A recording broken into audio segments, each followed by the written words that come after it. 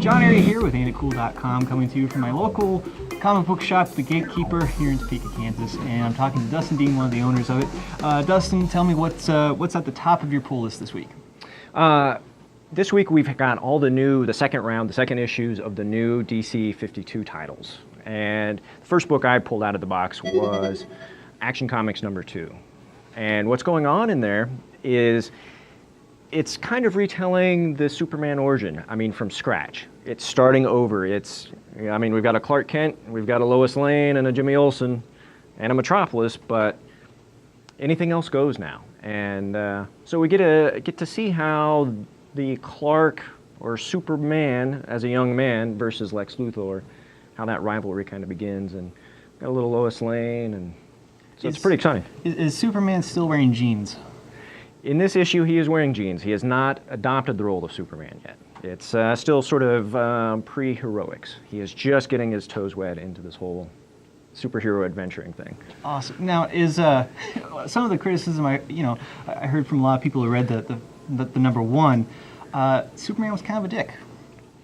Yeah, it's he's a young man and he's arrogant and he can do anything, and he's finding out what he can do every day. And like I said, it's back at square one, and we've kind of redefined everything. We don't know how this Lois dynamic's going to work. There is no Ma and Pa Kent, at least not yet. We haven't seen him grow up in Kansas, so he doesn't have any of the burdens of his growing up as a young Midwesterner. He's a young reporter in the big city trying to make it big, and then this guy Lex Luthor enters his life. Now, you read #2. Yes. Is it enough to get you to read #3? Yes, it is. It's been very exciting. That's the thing, is because it's so new. It's not an Elseworld. It's regular continuity now, but it's redefining everything. And actually, I've got a ton of the new 52s on my pull now, just because of the fresh start. Great jump on point, and I've loved everything so far. Now, shifting gears over to Marvel, what do we got over there? This week, Howard Chaykin wrote and drew the new miniseries Avengers 1959, which started in one of the Marvel series. And it's kind of tying in some of these movie elements that they're setting up, and folding in the story of Nick Fury, putting together a team of kind of bad people to do some Black Ops kind of work in 1959. So it's kind of like League of Extraordinary Gentlemen with some of the Marvel Universe. And it's one of those sort of arc building issues. It's just, put its toe into the story, and we're getting the action rolling. So it was pretty exciting. And what are we looking at on the independent front?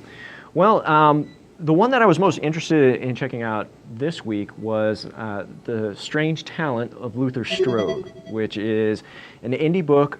It's written a lot like an early Silver Age book, where a young man, 90-pound weakling, kind of comes into his own with these strange abilities.